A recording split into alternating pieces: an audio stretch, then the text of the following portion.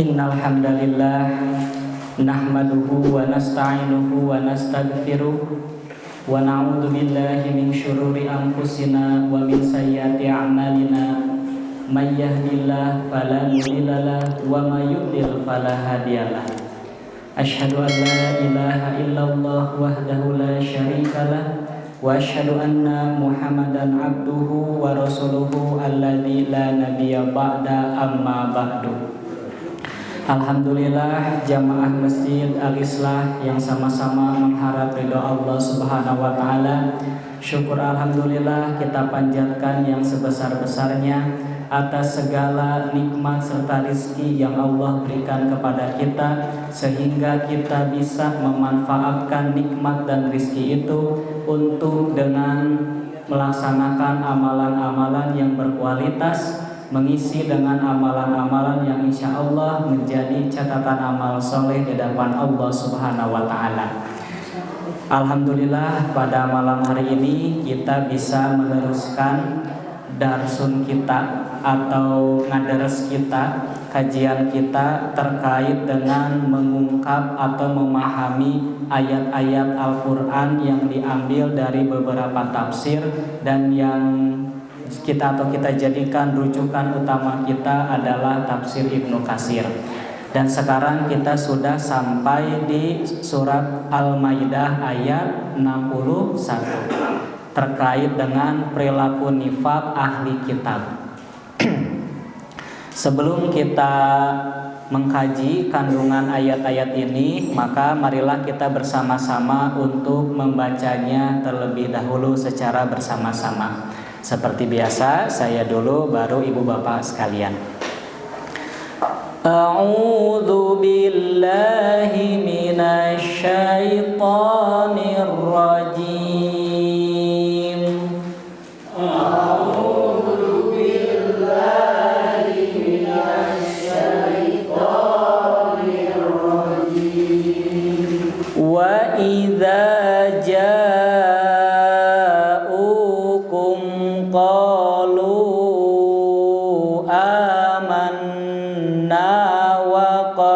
dakhalu bil kufr wa idza ja'akum qalu amanna wa qad dakhalu bil kufr wa qad dakhalu bil kufri wa hum qad kharaju bih wa qad dakhalu bil kufri wa hum qad kharaju bih wallahu a'lamu bima kanu yaktumun.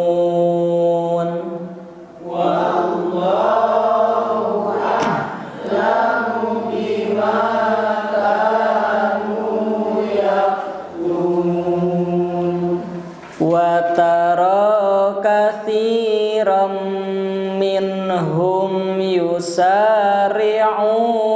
fil ismi wal udwani wa aklihimus suht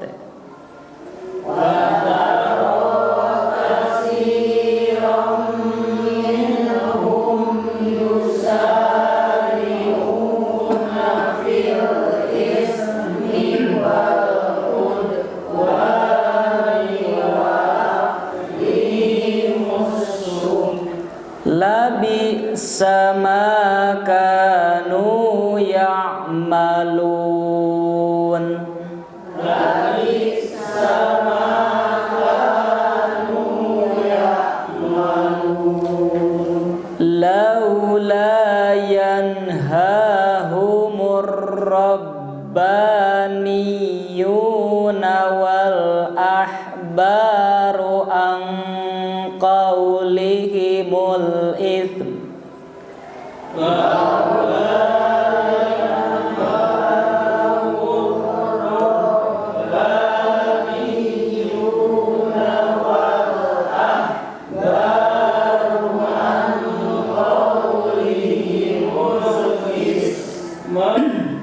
an qaulihimul itsma wa aklihimus suht.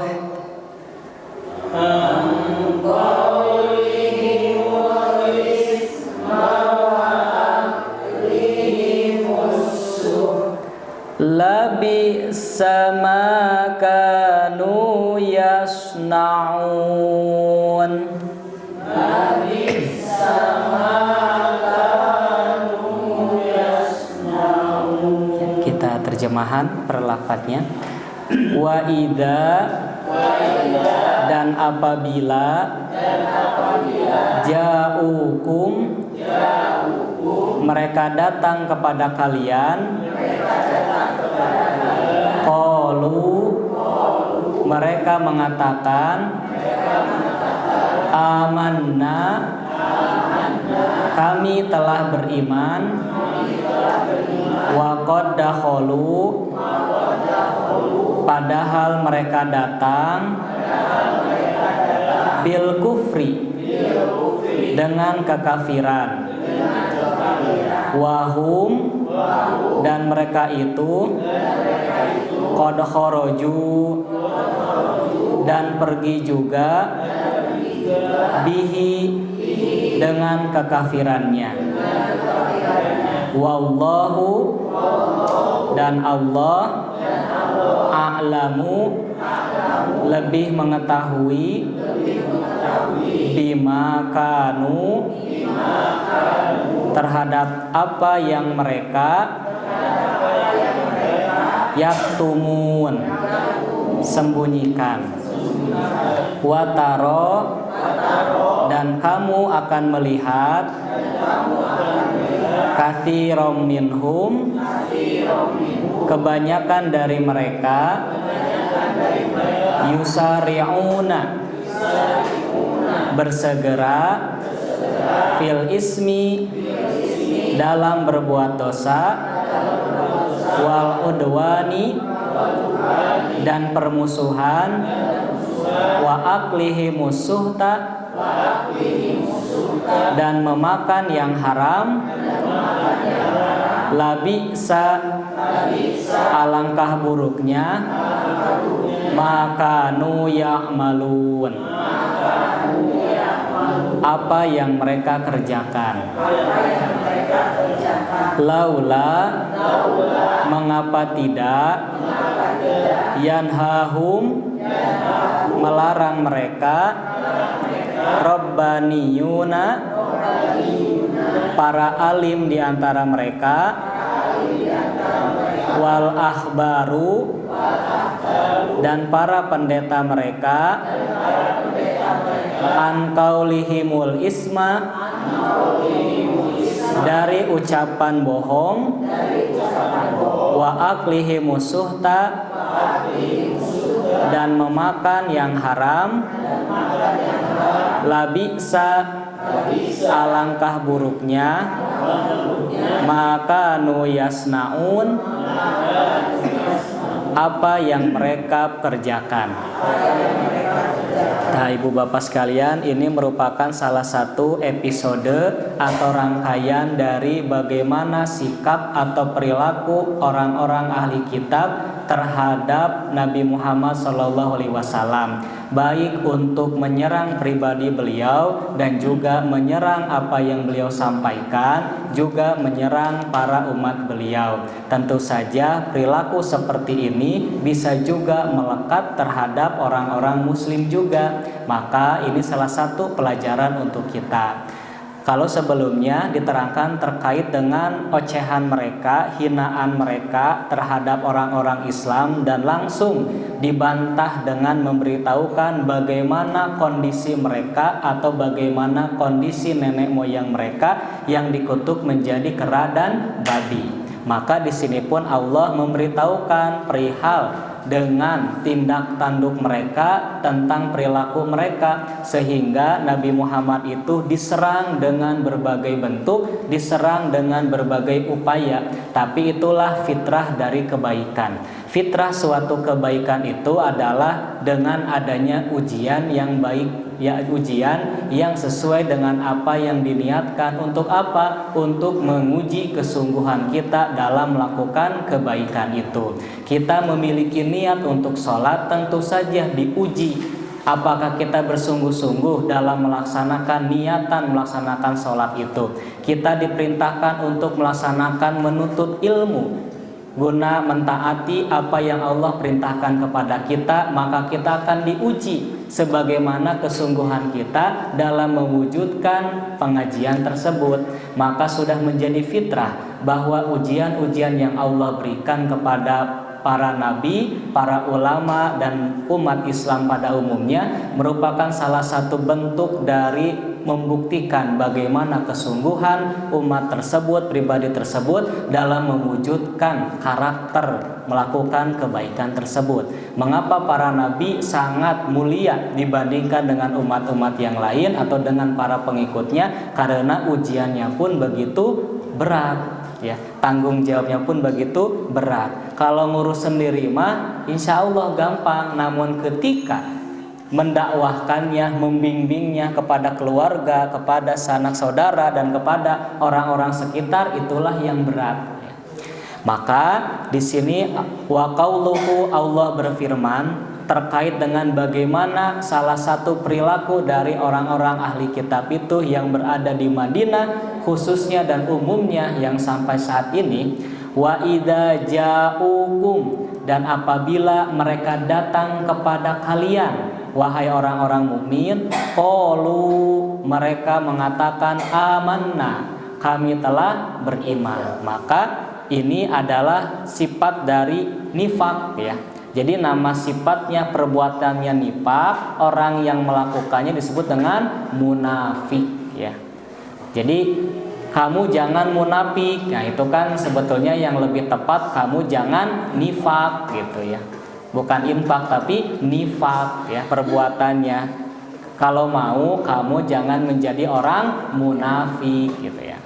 Nah, wa qad dakhalu, dan mereka itu masuk bil kufri dengan kekafiran, artinya masuknya dalam hati mereka terdapat kekafiran dan niatan mereka itu bukan amanah, bukan beriman, tapi untuk menyerang agama Islam itu sendiri. Wahum, dan mereka itu qad kharaju bih, keluar pun dalam keadaan kekafiran. Wa hadhihi sifatul munafiqina minhum, demikianlah sifat-sifat orang munafik dari kalangan mereka. Di sini Imam Ibnu Katsir menyatakan mereka melakukan trik-trik orang munafik ya.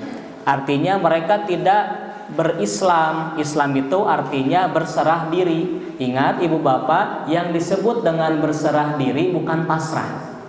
Saya berserah diri, saya berislam. Islam kan dikata aslama yuslimu islaman muslimun, artinya berserah diri. Berserah diri bukan pasrah, berbeda antara pasrah dengan berserah diri. Kalau berserah diri seperti saya berserah diri kepada Bapak RT, berarti gimana Bapak RT, saya mau diapakan? Mau disuruh ini, suruh itu, suruh ini. Begitupun ketika kita berserah diri kepada Allah, maka kita serahkan segala sesuatu kepada Allah. Gimana Allah yang memerintahkan. Jadi bukan diam, bukan pasrah diam, diapa-apakan, bukan. Tapi berserah diri adalah menyerahkan segala sesuatunya kepada Allah. Seperti ke dokter, mangga kumaha dokter bade obat naon wae, kan kumaha dokter. Nah itu berserah diri. Maka ketika kita berserah diri pun berarti kita menyerahkan kepada Allah. Tunduh atau tidak tunduh wayahna jam 5 atau setengah 5 waktunya subuh sholat, itu kita berserah diri. Meskipun dalam keadaan tunduh, meskipun dalam keadaan capek, tapi karena kita sudah berserah diri, menyerahkan diri semuanya kepada Allah, waktu, jasad kita, badan kita, kemampuan kita, maka kita melaksanakan. Jadi hakikat dari berserah diri itu melaksanakan, bukan diam. Seperti sabarnya punya, sabar teh dia diartikan cicingnya, cing atuh sabar. Nah, sabar teh cicing, pamai sabar teh terus menerus dalam kebaikan. Sama amanna muslimun, kami berislam. Berarti kalau orang munafik itu tidak berserah diri, secara mulutnya kami Islam, tapi hatinya tidak berserah diri. tapi mereka melaksanakan ibadah sama seperti kita, iya, tapi hatinya tidak berserah diri, tidak ada keridhaan. Ya. Saksana jantung doge tapi ridho we kita melaksanakan sholat subuh. Kenapa? Karena sudah berserah diri, menyerahkan we kumaha Allah. Seperti kita sakit kumaha dokter we gitu kan. Mau diapa-apakan juga, diperiksa, diapa gitu kan. Annahum yusani'unal mu'minina fi zahiri. Nah, yaitu bahwa mereka berdiplomasi, yusani'una, berdiplomasi, bernegosiasi atau bergaul dengan kaum mukmin fi zahiri, pada zahirnya saja, pada lahiriahnya saja. Wa qulubuhum mantuwiyatun alal kufri, sedangkan dalam batin mereka memendam kekafiran, artinya ingkar saja. Dan kekafiran itu bisa saja disadari maupun tidak disadari. Seperti bab tentang azan kan, ada orang muslim tapi tidak suka azan, mendengar azannya tidak mau, apalagi melaksanakan sholatnya. Dia Islam, namun kan dia seperti kufur ya. La in kafartum, jika kalian mengingkari gitu kan. Kemudian walihada qala, untuk itulah disebutkan melalui firman-Nya bahwasanya mereka masuk mengatakan iman namun padahal mereka membawa kekafiran, wa qad dakhulu, dan ketika mereka masuk mereka membawa kekafiran, bil kufri wa hum qad kharaju bi, dan mereka ketika meninggalkan kalian pun dalam keadaan kekafiran, ingkar. Ai india indaka ya Muhammad, yakni kepadamu wahai Muhammad. Makna bil kufri di sini adalah mustashibinal kufra fi qulubihim, yaitu seraya memendam kekafirannya di dalam hati mereka. Jadi hatinya mah nolak we gitu kan. Summa kharaju, kemudian mereka pergi, wa huwa kaminun fiha, dengan membawa kekafirannya pula. Lam yantafi'u bima qad sami'u minka minal ilmi, pengetahuan yang telah mereka dengar darimu sama sekali tidak ada pengaruhnya bagi mereka.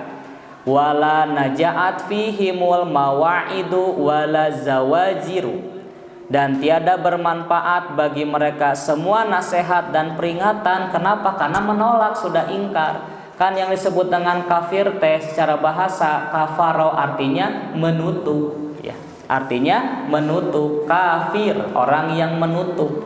Maka karena di dalam hatinya ada kekafiran, apapun kebaikan yang disampaikan tidak bermanfaat bagi dirinya. Begitupun Al-Qur'an. Al-Qur'an itu bermanfaat apabila menjadi ilmu. Ilmu bukan sesuatu yang disampaikan saja, tapi ilmu memberikan manfaat, karena ilmu kan nuri seperti cahaya. Seperti Abi menyampaikan ini bukan memberikan ilmu Bapak, tapi menyampaikan informasi. Yang disebut ilmu itu ketika memberikan manfaat. Sehingga aduh lieur seur teuing ilmu, bukan seur ilmu, seur informasi yang tidak dipahami gitu. Apa misal ilmu maksud manfaat gitu kan, seperti montir ya, karena dia memiliki pengetahuan dan pangabisa lalu dibetulkan motor kita, itulah memberikan ilmu ya. Jadi yang namanya ilmu itu memberikan manfaat kepada orang lain. Dan bagi orang-orang munafik seperti ini tidak menjadi ilmu, tidak bermanfaat. Apa yang disampaikan oleh Rasulullah, mereka datang kepada pengajian Rasulullah, mereka mendengarkan, mereka berada di saf terdepan, tapi hati mereka tidak menerima, maka sama saja gitu ya. Itu tidak menjadi ilmu bagi mereka. Wa hum qad kharaju bi, dan mereka pergi dari kamu dengan kekafirannya pula. Fa khasahum bihi duna ghairihim, Allah Subhanahu wa taala mengkhususkan sebutan dan ini hanya bagi mereka, bukan selain mereka. Jadi maknanya mereka masuk kafir, keluar juga mereka kafir. Karena orang munafik ini muncul ya, muncul dari orang-orang musyrik dan juga dari orang-orang ahli kitab. Wa qauluhu, dan firman-Nya, wallahu, dan Allah itu a'lamu, lebih mengetahui, isim tabdil. kabirun besar, akbarun maha besar atau lebih besar, alimun yang mengetahui, a'lamu yang lebih mengetahui. Allah lebih mengetahui bima terhadap apa saja kanu yaktumun apa yang mereka sembunyikan. Mereka menganggap Allah itu seperti manusia, bisa dibodohi. Padahal Allah itu adalah pencipta mereka. Tahu apa yang mereka lakukan sebelum Allah menciptakan mereka. Sebelum Allah menciptakan mereka sudah tahu nih mereka bakal seperti ini karena Allah Maha mengetahui. Wallahu alimun bisaroirihim. Allah mengetahui semua rahasia mereka. Wa ma tantawi alaihim domairuhum, dan apa yang tersimpan di dalam dada mereka. Wa in adhoru li khalqihi khilafa dzalika, sekalipun mereka menampakkan di mata makhluk hal yang berbeda dengan batin mereka. Wa tazayyanu bima laisa fihim, dan memulas diri dengan hal-hal yang bertentangan dengan hati mereka. Fa inna alimal ghaibi, karena sesungguhnya Allah Maha mengetahui semua yang gaib, wasyahadati, dan yang nyata. Gaib adalah sesuatu yang tidak bisa terlihat, sesuatu yang tidak bisa terdengar, tidak bisa teraba oleh kulit, tidak bisa tercium oleh hidung, tapi ada. Itu namanya gaib. Makanya ketika dalam bahasa Arab guru mengabsen, misalkan Ainal Ustadz Bashir, di mana Ustadz Bashir? Huwa gaib. Ustadz Bashir gaib. Aina ka tinggal teh Ustadz Bashir ibu. Saya ka kuping teh suantenan. Tiasa kacabat salaman. Kacium ina wangina, tapi aya teh Ustadz Bashir. Tah, gaib gitu kan. Bahkan dalam bahasa Arab kan huwa gaib ya Ustadz, artinya absen gitu ya. Ada tapi tidak tahu keterangannya, maka sebut dengan gaib kan, paming absen. Nah, al gaibi. Nah, ya maka kan rukun iman itu semua perkara gaib ya. Ibu kantos ninggalin Nabi Musa. Nah, henteu kan ya ngupingna kumaha rabana wangina, tapi aya Nabi Musa. Tah, tapi kan berarti perkara ya gaib. Ya. Ada tapi kita tidak melihat. Wasyahadati, syahadah terlihat, menyaksikan. Nah, a'lamu bihim minhum. Nah, mengetahui yang gaib dan yang nyata termasuk bisikan hati pun itu gaib. Ada kan bisikan hati punya? Ada, tapi kan tidak terlihat. Ya, tidak terlihat. Kemudian tidak terdengar bisikan hati itu, niat itu. Wasayadzihim ala dalika atamal jizaa, dan kelak Allah akan memberikan balasan hal tersebut terhadap mereka dengan pembalasan yang sempurna, artinya sesuai dengan apa yang mereka lakukan. Wa qauluhu, dan pada ayat berikutnya wataro. Nah, ini sifat yang kedua. Tadi orang-orang munafik ya, ada nifak, artinya mereka berbeda apa yang mereka ucapkan, apa yang mereka perbuat dengan apa yang mereka yakini, berbeda. Nah, sekarang pada ayat berikutnya, perilaku berikutnya, wataro, dan kamu akan melihat katsiran minhum, kebanyakan mereka, yusari'una fil ismi, bersegera dalam melakukan perbuatan dosa, wal udwani, dan permusuhan, wa aklihi musuhta, dan memakan yang haram. Bisa memakan yang haram zatnya seperti babi, minuman keras, bisa juga memakan caranya ya, sifatnya, seperti memakan dari hasil korupsi, memakan dari hasil suap menyuap, itu juga termasuk perilaku yang haram atau memakan sesuatu yang haram. Yubadiruna ila dzalika min taati ilmasini, mereka bersegera melakukan tindakan tersebut, yakni mengerjakan semua hal yang berdosa, wal maharimi, dan hal-hal yang diharamkan, wal i'tidai 'alan nasi, serta menganiaya orang lain, wa aklihim amwalahum bil batil, dan memakan harta orang lain dengan cara yang batil tuh ya.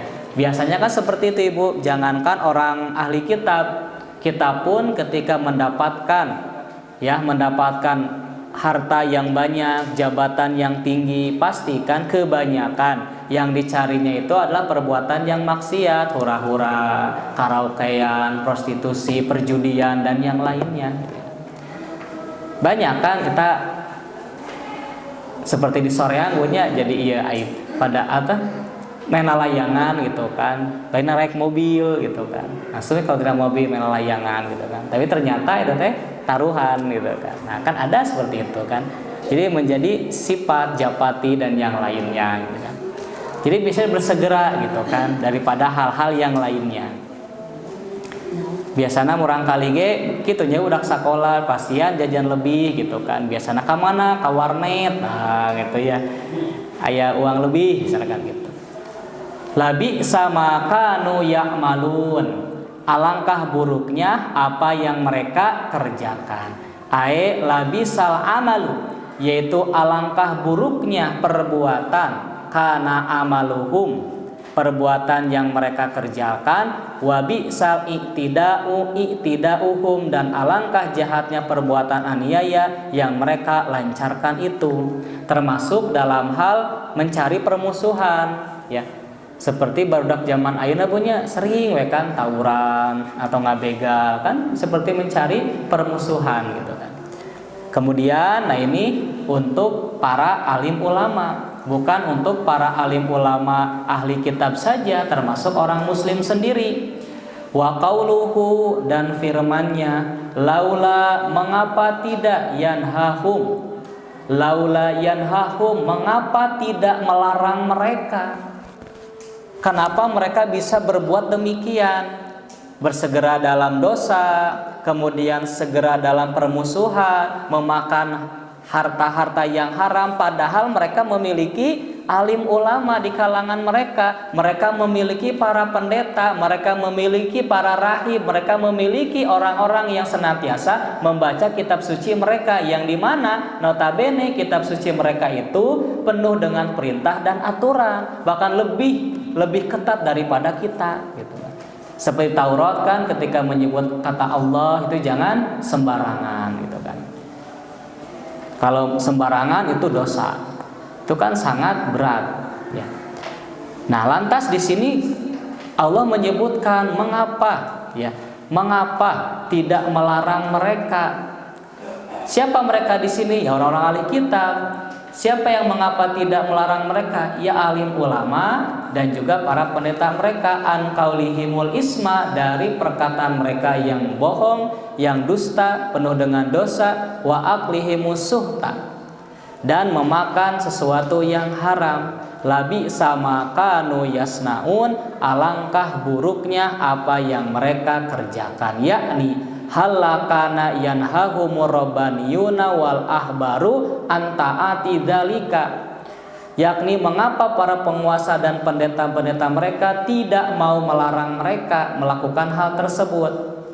Warabbaniyuna wahum al ulama al umalu arbabu al wilayati alaihim, yang dimaksud dengan robbaniyun di sini adalah para penguasa juga orang alim di antara mereka yang mengetahui. Wal ahbaru, sedangkan disebut dengan akhbar di sini wahumul ulama ufaqot, yaitu para pendeta atau ulama saja, atau orang-orang yang fokus membaca kitab suci mereka. Labi sama kanu yasnaun, alangkah buruknya apa yang mereka kerjakan. Naonnya Bu? Bentena antara ya'malun sareng yasnaun, upami diartikeun nama sama. Alangkah buruk yang mereka kerjakan, apa bedanya? Nah, bedanya Ibu Bapak, kalau ya'malun alangkah buruknya apa yang mereka kerjakan. Orang yang melakukan pekerjaannya itu kalangan orang biasa-biasa, dan yang dikerjakannya itu terkadang mereka tidak mengetahui.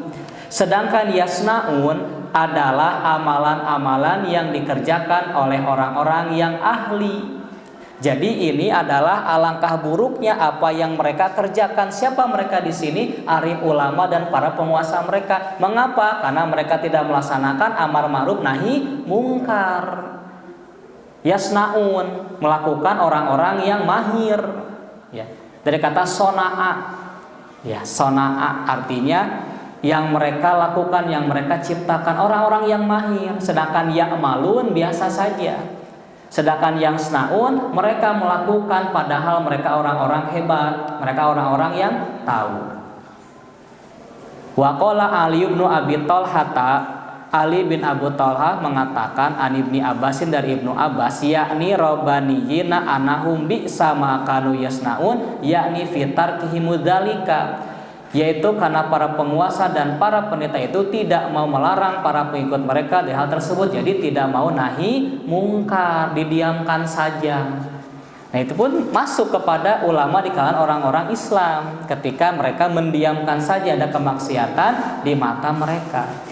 Wa qala Abdurrahman ibnu Zaid ibni Aslam qala liha ulaihi na lam yanhu, mengatakan bahwasanya karena mereka di saat mereka tidak melakukan nahi mungkar, waliha ulaihi na alimu, dan di saat mereka mengerjakan hal-hal yang haramkan mereka tidak melarangnya.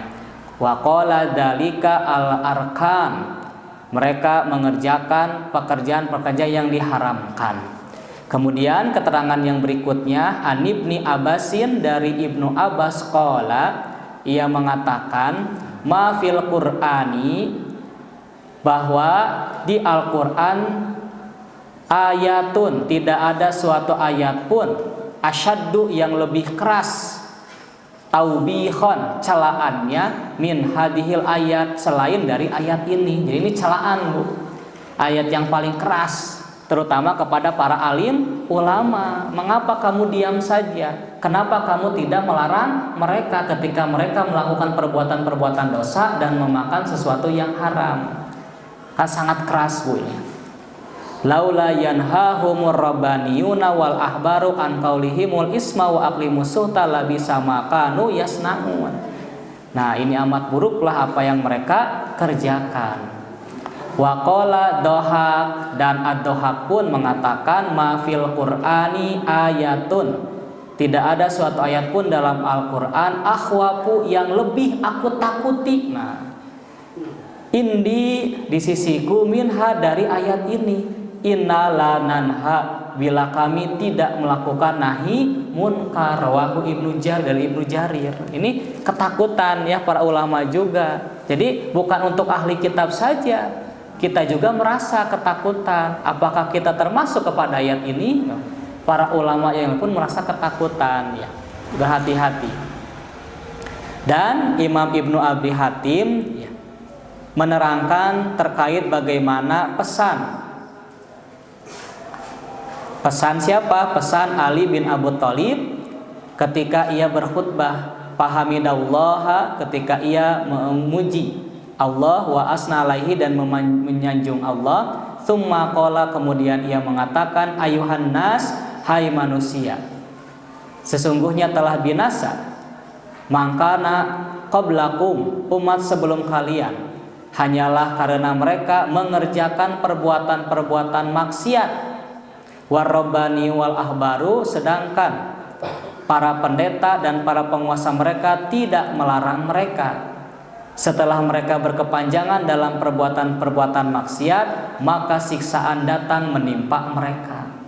Karena itu beramar maklublah kalian dan bernahi mungkarlah kalian, sebelum azab yang pernah menimpa mereka menimpa kalian. Dan perlu kan ketahui bahwa melakukan amar ma'ruf dan nahi mungkar itu tidak akan memutuskan rezeki dan tidak akan menyegerakan ajal. Karena kan rezeki dan ajal sudah ditentukan oleh Allah. Maka itulah peringatan untuk kita, khususnya umat Islam, agar tidak terjerumus seperti apa yang Allah gambarkan dalam ayat ini ya. Yang pertama, ayat yang telah kita bahas tentang bagaimana sikap perilaku orang-orang ahli kitab. Mereka datang mengaku sebagai mukmin padahal mereka datang dalam kekafiran, dan mereka pergi pun dalam kekafiran juga. Dan hati-hati kita pun terjerumus ke dalam hal ini, melakukan suatu perbuatan baik namun hati kita berbeda dengan apa yang kita lakukan. Yang kedua adalah bersegera dalam kemaksiatan. Ini hati-hati ya. Ketika diajak untuk sesuatu yang maksiat kita bersegera, ketika diajak untuk kebaikan kita leha-leha. Dan yang ketiga adalah untuk tidak bernahi munkar, itu sifat mereka, sehingga kita dituntut untuk beramar ma'ruf nahi munkar. Itu Ibu Bapak sekalian terkait dengan ayat-ayat yang telah kita kaji bersama, sedikitnya dari yang lebih banyak untayan mutirnya dari penjelasan tafsir Ibnu Katsir.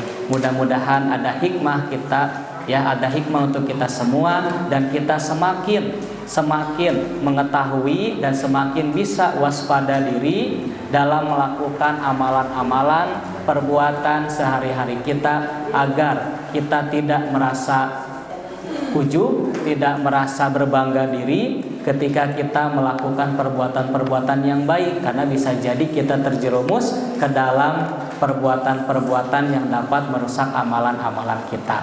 Tutup saja dengan doa, Rabbana atina fid dunya hasanah wa fil akhirati hasanah wa qina adzabannar. Aqulu qouli hada wastaghfiruha li wa lakum. Wassalamualaikum warahmatullahi wabarakatuh.